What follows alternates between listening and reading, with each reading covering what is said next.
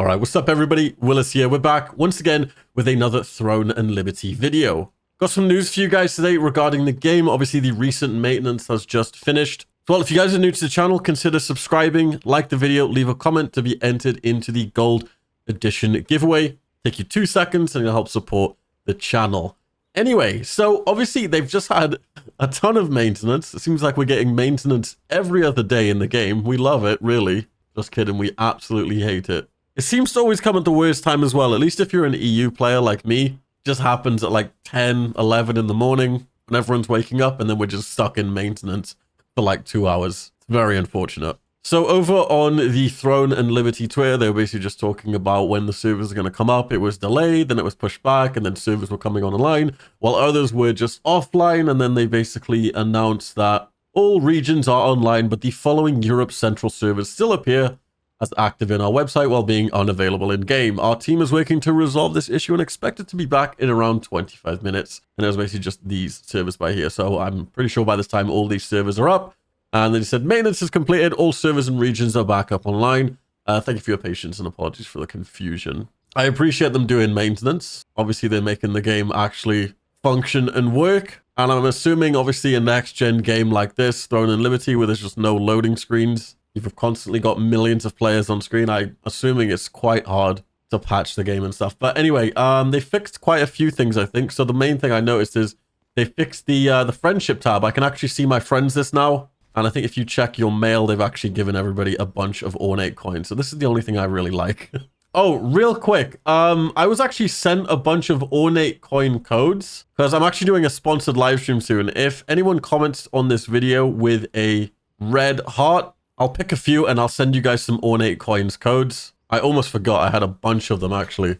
I think each code gives you like 200 Ornate coins. But yeah, this is what the game should be really called, is Patch and Maintenance. I really think this would be a fitting rebrand for the Throne and Liberty logo. But yeah, honestly, no hate to the devs. I know, obviously, it's probably not easy, but sometimes we just have to laugh. Here's a quick Amotoi PSA. So I didn't actually know this myself, but if you unlock every single Amotoi in the game, they actually give you buffs. And one of the buffs is a 7% extra loot chance bonus, which is huge for finding endgame gear and various other buffs. To find out where to get them, you can go to the Amotoi menu and click on the information button on each one. So here we go, click on the one you want and it will show you most of the time how to acquire them. Now, obviously there's a lot which we don't have yet, and some are obviously from the battle pass and stuff like that. But apparently this is extremely hard to do, to collect every single Amotoi. So don't expect them to come easy. That 7% extra loot chance drop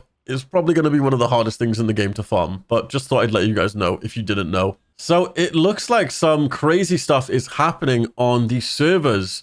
A lot of people are using bots in the top ranked guild. Someone has actually managed to find a bot here that was basically getting stuck on the wall.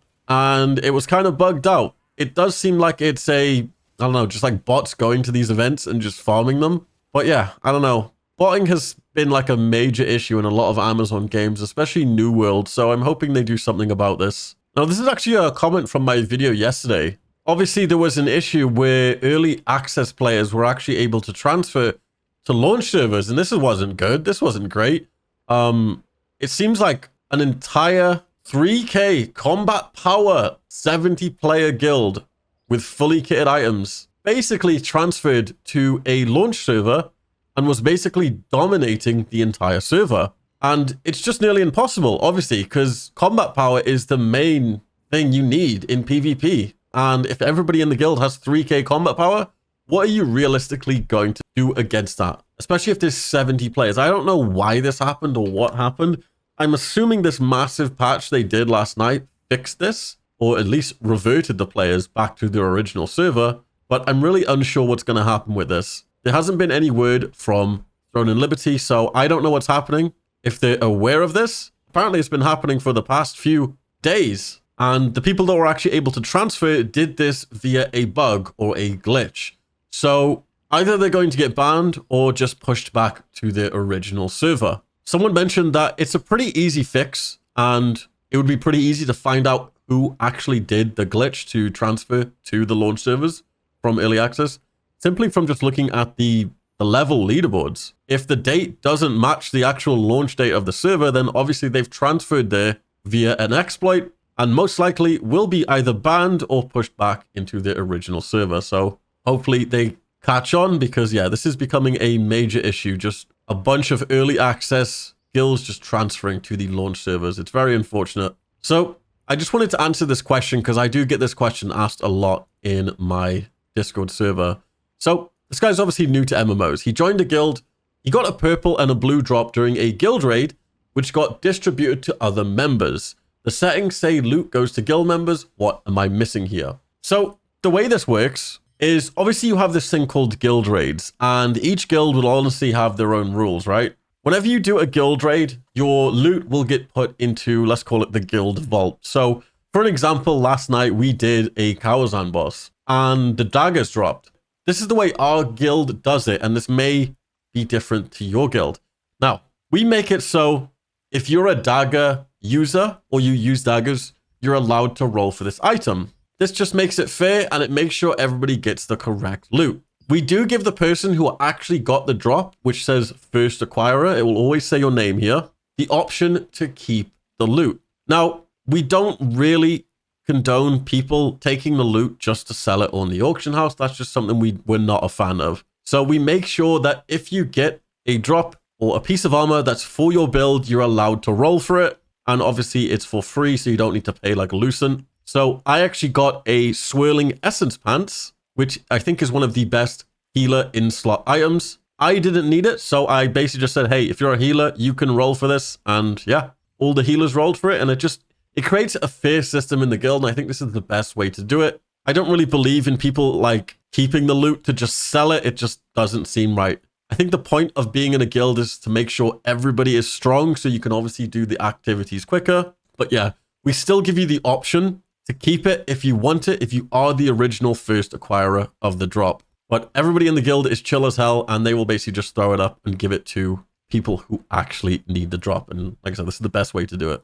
Now, fair enough, you might not be a fan of this system. You're like, okay, I got the drop, why can't I get it? Which is fair. It's definitely an interesting system. I'm pretty sure a lot of MMOs do similar stuff like this, especially when you are doing guild activities. So yeah, it's best to know like what your guild rules are before you go out and join like some random guild and start doing guild stuff with them. Make it clear if you do get a drop, where is that drop going to go? Rolled 2 purples in 1 page. I don't know what it is about the daily contracts. I can't seem to get these purple chests. I think I've done around like 40 now, and maybe I've gotten like 1 of these to turn into a purple chest. What about you guys? Are you guys more lucky? I don't know. I feel like I'm just super unlucky. Also, another quick important PSA. If you guys are doing your weeklies, keep in mind you can only pick 1 of the purple drops. People are, I don't know where you're thinking this, thinking you can get up to 12 purples a week. No, no, no. You cannot get 12 purples a week. You get to pick 1. Pick 1 purple, or you can get the trait stones. Now, it's very important you do the PvP ones, because if you don't get any purples that you need, you'll still get the very important materials used to upgrade and craft other pieces of gear. But yeah, that's it for today's video, guys. Once again, if you are interested in joining a guild on the Conquest EU server, please be sure to send me a message on Discord. Once again, you need to be on the Conquest EU server. So before you even send me a message or anything, just make sure you're on the server. We do have a bunch of spots in our secondary guild, with our main guild opening up spots as people become inactive and stuff. We want to make sure we have an active guild with everybody playing, just so we can allocate drops to, obviously, everybody that shows up to events and stuff like that. Especially with the PvP, it really pays to have like an active group of players that actively play the game. Other than that, like the video, leave a comment for a chance to win the gold edition, which you can get a bunch of cool morphs, some cool cosmetics. And yeah, hopefully you guys have a very awesome day, and I'll see you guys in my next one. Peace, guys.